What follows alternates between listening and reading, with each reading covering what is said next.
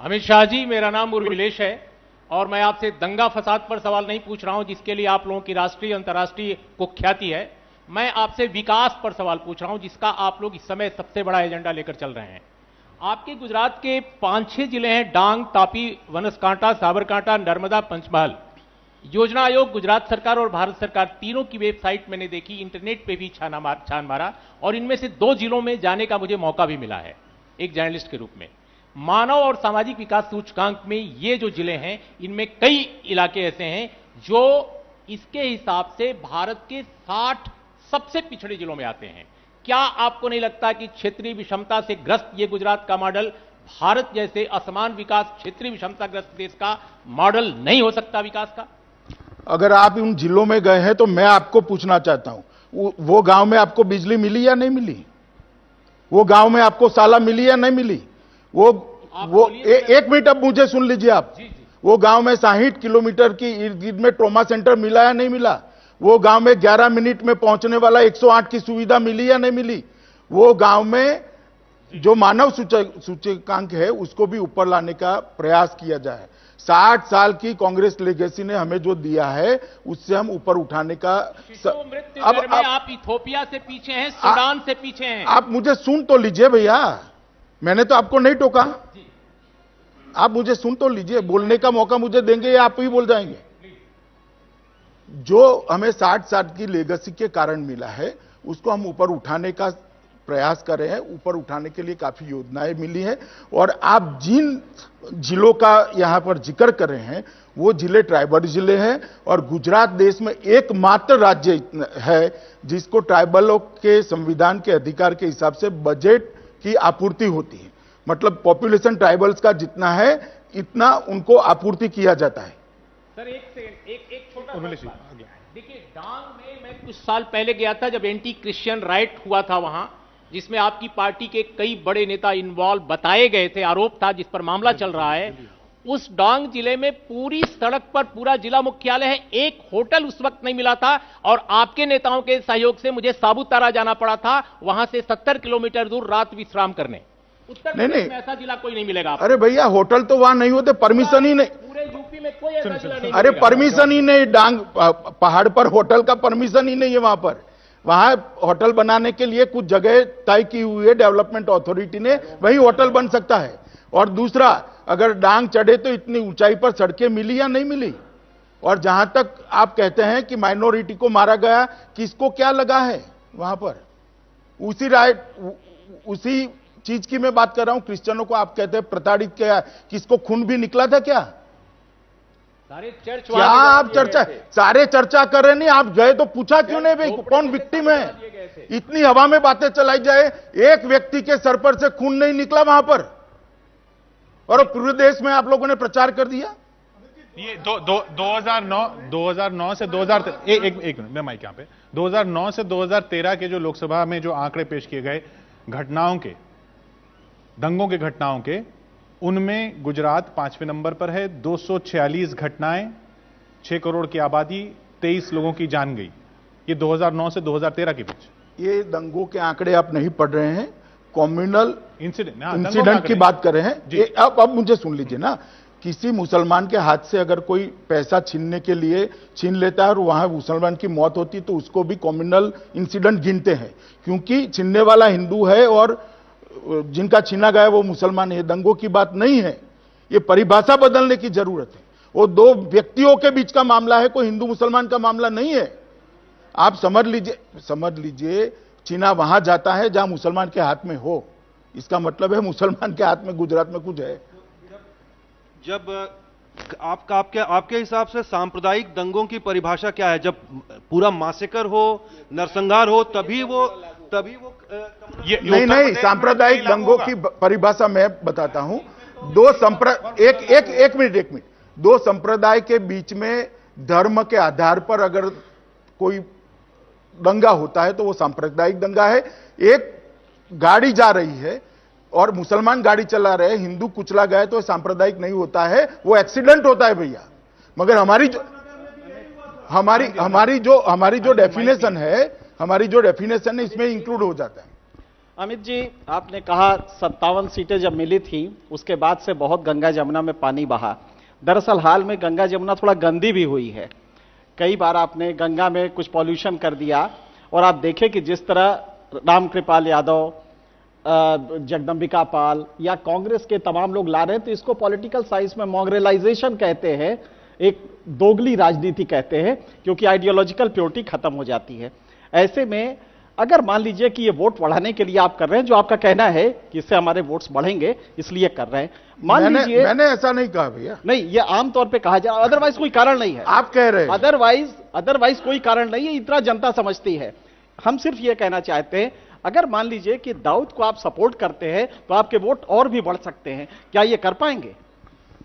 जगदम्बिका पाल और दाऊद की आप कंपैरिजन कर रहे हैं? नहीं, आप यही कर रहे हैं भैया। मैं सिर्फ वोट बढ़ाने की बात कर रहा हूं। अरे पूरा देश हंसेगा भाई आप अगर आप वोट बढ़ाने के। देखिए, आइडियोलॉजिकल प्योरिटी छोड़ सकते हैं तो आप ये भी कर सकते हैं। तमाम अपराधियों को आप ला रहे हैं तो उसमें क्या दिक्कत है? आप वो भी कर सकते हैं। जगदम्बिका पाल पर कोई अपराध नहीं है, रामकृपाल यादव पर कोई अपराध नहीं है, और आइडियोलॉजी भारतीय जनता पार्टी ने नहीं बदली है। कोई अपनी आइडियोलॉजी में बदल कर भारतीय जनता पार्टी की आइडियोलॉजी स्वीकार करना चाहता है तो वो उसका स्वागत है। अमित जी, विनोद जी माइक किधर है? वो ठीक है, मगर भारतीय जनता पार्टी की आइडियोलॉजी भारतीय जनता पार्टी ने नहीं बदली। अमित जी ट्विटर पर भी लगातार सवाल आ रहे हैं। रंजीत झा जी लिखते हैं कि मिस्टर अमित शाह, ये बताइए कि करप्शन का जो आप नारा लेकर चल रहे हैं वो येदियुरप्पा और रामविलास पासवान जैसे लोगों के साथ को साथ लेकर उसको लोगों तक कैसे बताएंगे कि ये हमने क्यों किया? जहां तक येदियुरप्पा जी का सवाल है, उन पर 2 मामले बने थे, दोनों मामले हाईकोर्ट ने क्वॉश किए, जमानत नहीं क्वॉश किए, कि मामले कायदे की अदालत में टिक नहीं सकते इसलिए क्वॉश किए। रामविलास पासवान का हमारी पार्टी में नहीं आए, हमारा गठबंधन। सीबीआई वाला मामला अभी भी है? सीबीआई वाला मामला अभी भी है येदियुरप्पा जी? किसका क्वॉश कर दिया भाई? कहां जी रहे हैं आप? येदियुरप्पा जी का सीबीआई वाला केस क्वॉश नहीं हुआ है। कौन सा केस? उन जमीन अलॉट करने का। हाँ, वो ट्रस्ट के जरिए। वो ठीक है, मगर उस पर आरोप पत्र भी नहीं हुआ। आरोप पत्र हो जाएगा, लेकिन वो केस तो क्वॉश नहीं हो जाएगा तो होने दो ना अभी। और श्री रामुलू के लिए तो सुषमा जी विरोध कर रही थी। भाई, मेरे पार्टी के अंदर पार्लियामेंट्री बोर्ड में क्या होता है, मेरी पार्टी में ऊपर से बॉस कहे इसी तरह से सब सोचे, इस तरह की पार्टी नहीं। डेमोक्रेटिक पार्टी है भैया, सबकी अपनी अपनी सोच होती है और सोच को व्यक्त करने का स्वतंत्रता भी होती है। ये तो ट्विटर पे हुआ था। नहीं तो ट्विटर पे सोच व्यक्त नहीं की जा सकती क्या? अमित जी, शहजाद पूनावाला बोल रहा हूं। एक इतिहास और फिलॉसफी से थोड़ा सा जुड़ा हुआ सवाल है। आप लोगों ने, कुछ लोग आपकी पार्टी में ऐसे हैं जिन लोगों ने मोहम्मद गौरी के लेजेंड को अपनाया है कि उन्होंने मंदिरों को डिस्ट्रॉय किया। आप जहां से अब चुनाव लड़ेंगे, मोदी जी, जो बनारस है, वहां पे शायद आपको पता होगा कि 16वीं सदी में बादशाह अकबर ने भगवान शिव और भगवान विष्णु के मंदिरों को बनाने का काम किया। तो क्या आप इस फिलॉसफी में, द्वेष की भावना से नहीं पूछ रहा हूं, जो बादशाह अकबर की जो फिलॉसफी है इंक्लूसिव वाली, और जो वो चेहरा है, वो भी आप प्रस्तुत करेंगे कि केवल एक मुस्लिम डिमोनाइजेशन वाला चेहरा ही आपको लगता है प्रस्तुत होना चाहिए? हमने कभी मुस्लिम चेहरे को इस तरह से नहीं प्रस्तुत किया है। जहां तक भारतीय जनता पार्टी का सवाल है, भारतीय जनता पार्टी की पॉलिसी कोई आज कल से हम राजनीति में नहीं है, 1950 से, और हमारी पॉलिसी सबके सामने, उसी पॉलिसी पर हम चलेंगे। अमित जी, आपको ये मालूम हो गया होगा, और मुझे खुशी है, हाउस को बधाई देना चाहता हूं कि मैं ये कहता आया हूं कि मुसलमानों की लड़ाई हमारे हिंदू भाई लड़ते हैं। आज जितने सवाल भी आपसे पूछे गए हैं वो सब मुसलमानों के बारे में वो हमारे हिंदू भाइयों ने पूछे हैं। मैं आपसे ये जानना चाहता हूं कि अगर मैं मुफ्ती शमून कासमी अन्ना टीम का फाउंडर मेंबर हूं और ऑल इंडिया इमाम ऑर्गेनाइजेशन का जनरल सेक्रेटरी हूं, बस सिर्फ एक रिक्वेस्ट करना चाहूंगा आपसे कि अब एक नया शवाला इस देश में बना लें। सवाल मेरा वही है कि बिछड़ों को फिर मिटा दें, बिछड़ों को फिर मिला दें, नक्शे दो ही मिटा दें। आपसे मैं कहना चाहता हूं कि अब आप ये समझ गए होंगे कि हिंदुस्तान का मुसलमान 98% गरीब है, 5% जो अमीर है, यानी 95% बच्चे मुसलमानों के, हिंदुओं के बनाए हुए स्कूलों में पढ़ रहे हैं। मैं ये मानता हूं और इस हकीकत से मैं वाकिफ हूं। मैं आपसे ये जानना चाहता हूं कि अब आप, जितना टाइम रह गया है, एमजे अकबर जैसे आपके बीच में लोग आ गए हैं, कुछ मुसलमानों को आप अपनी तरफ बढ़ाने की कोशिश करिए, जिससे ये दबे कुचले मुसलमान भी मुख्य धारा में जुड़ सके। क्या आप ऐसा कोई काम करेंगे? नहीं नहीं, मैंने कहा हम सब लोगों का स्वागत करें भाई। भारत का हर नागरिक भारतीय जनता पार्टी में आने के लिए हम उसका स्वागत करते हैं और तहे दिल से स्वागत करते हैं हर नागरिक का। और मुसलमान भी इस देश का बासिंदा है, नागरिक है, आइए, आपका सबका स्वागत है। अमित जी, मेरा नाम रेखा अग्रवाल है, मैं एक वकील हूँ। मैं आपसे ये सवाल पूछना चाहती हूँ कि अभी शहजाद भाई ने भी पूछा हिंदुत्व के बारे में और वाराणसी को चॉइस के बारे में। तो जो बाबरी मस्जिद का जो जजमेंट है, जो सुप्रीम कोर्ट ने अभी स्टे कर दिया इलाहाबाद हाई कोर्ट के बाद में, तो क्या आपका जो पार्टी का जो मैनिफेस्टो है उसके अंदर ये भी कहीं पर ये जजमेंट कहीं पे फॉल करती है कि क्या आप उसको एक्सेप्ट करते हैं? आपकी पार्टी क्या उस जजमेंट को एक्सेप्ट करती है कि आप सुप्रीम कोर्ट के अंदर उसको चेंज करने के लिए आगे बात को उठाएंगे? देखिए, जहां तक बाबरी मस्जिद का सवाल है, वो मुकदमे का सवाल है, भारतीय जनता पार्टी ने शुरू से कहा है कि ये या तो बातचीत से सॉल्व हो सकता है या तो अदालत जो निर्णय करेगी उसको हम मानेंगे। अब मामला सुप्रीम कोर्ट में लंबित है, उसका जो फैसला आ जाएगा वो भारतीय जनता पार्टी को बाध्य है। नहीं, हमें रेखा जी, सुप्रीम कोर्ट का जो फैसला आएगा हमें स्वीकार है। अमित जी, अभी थोड़ी देर पहले आपने अपने सवाल जवाब में कहा कि जब मोदी जी को बनारस से चुनाव लड़ना था तो जोशी जी को कहीं जाना था।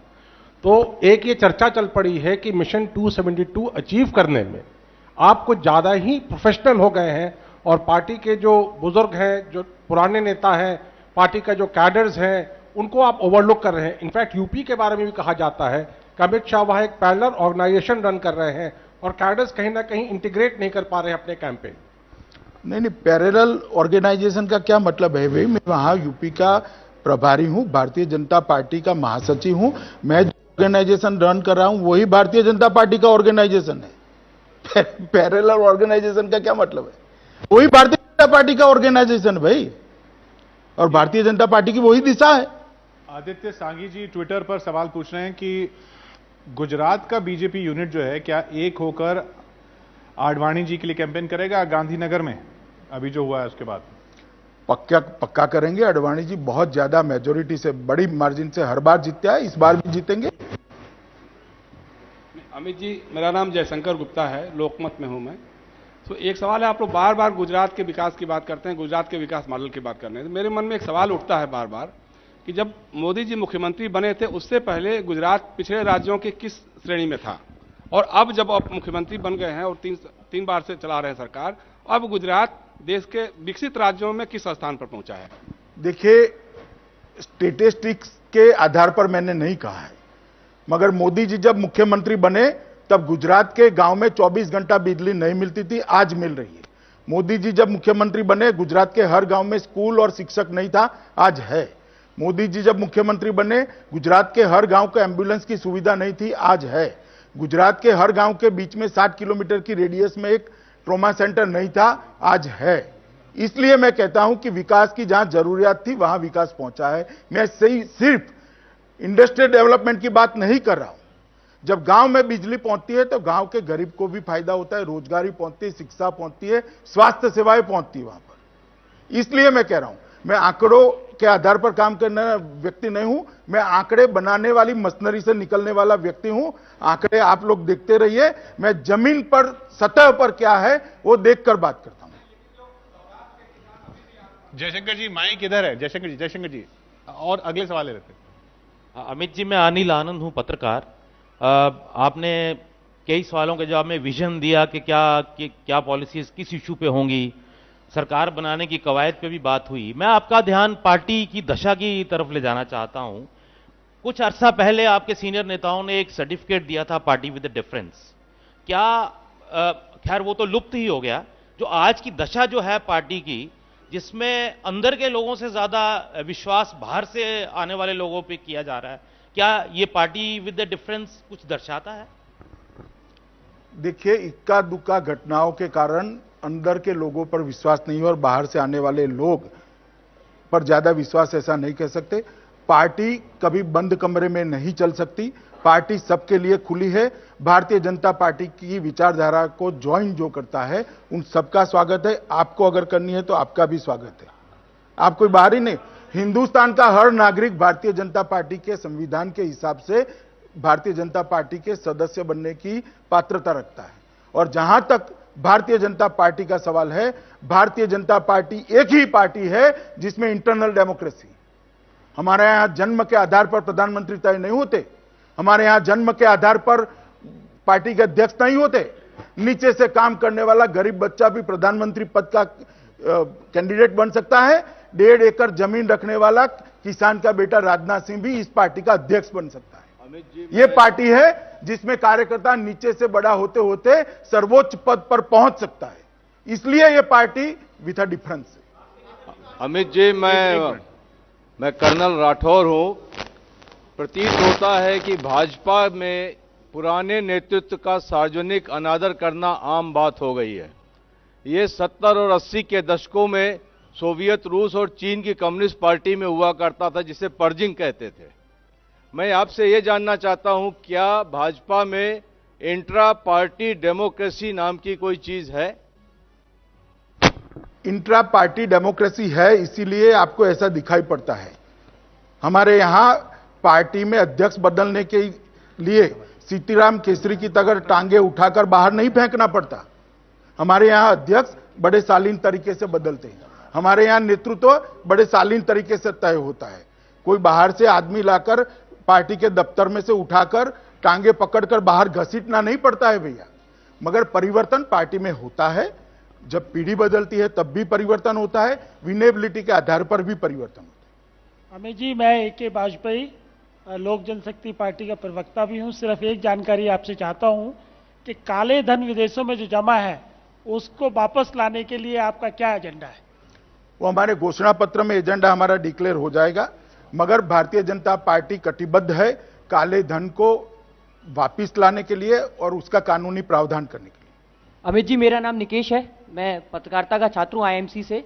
आपने भी कहा था यहाँ पे कि आपकी पार्टी की जहां जहां भी सरकार रही है उनका मकसद रहा है कि विकास को अंतिम से अंतिम व्यक्ति तक पहुंचाना।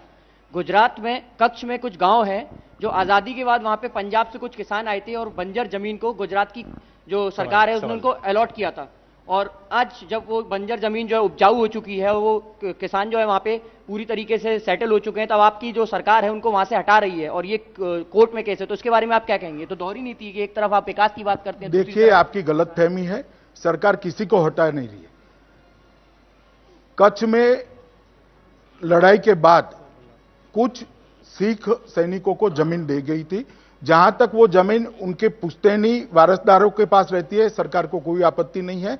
देते वक्त की शर्त थी कि वो बेच नहीं सकते इसको। इतनी ही बात है बस। सर, मेरा नाम अतुल गुप्ता है। मैं पत्रकारिता का छात्र हूं। आपसे सिर्फ एक सीधा सवाल जवाब जानना चाहूंगा कि जो जासूसी प्रकरण में जो साहब का नाम आया था, क्या आप बता सकते हैं साहब कौन है? मैं जरूर बताऊंगा, मगर यहां पर नहीं बताऊंगा। जो सरकार ने जांच आयोग बनाया है उसके सामने निश्चित बताऊंगा। और आप लोगों के मतलब मीडिया के डिमांड के कारण ही हमने जांच आयोग बनाया। अमित जी, मेरा नाम हरिमोहन मिश्रा है, पत्रकार हूं। अभी जसवंत सिंह जी ने कहा है कि भाजपा को आप लोगों ने पार्टी ऑफ डुप्लीकेट्स बना दिया है। तो क्या आप जो विकास देश में करना चाहते हैं वो भी पूरे देश को डुप्लीकेट बना देंगे गुजरात का? ये जसवंत सिंह जी का व्यक्तिगत अभिप्राय है। अभी टिकट के मामले के बाद इनका अभिप्राय आया है। अब व्यक्तिगत अभिप्राय पर मैं कोई टिप्पणी करना नहीं चाहता। एक स्पेसिफिक सवाल है, आप बाई इलेक्शन में लोकसभा चुनाव लड़ सकते हैं और 2 सीट है नरेंद्र मोदी जी का। अगर चुनाव के बाद दोनों सीट में जीत गए तो एक सीट में तो बाई इलेक्शन होने का संभावना है। अभी तो मेरी पार्टी ने मुझे महासचिव बनाया है और महासचिव के नाते उत्तर प्रदेश का प्रभार दिया है। मेरे सामने अभी उत्तर प्रदेश की 80 सीटों में से सबसे ज्यादा सीटें भारतीय जनता पार्टी जीते, यही लक्ष्य है। तब तक मैं कोई दूसरी बात को सोचना भी नहीं चाहता। मोदी कौन सी सीट छोड़ेंगे? वो तो चुनाव के बाद ही तय होगा। कोई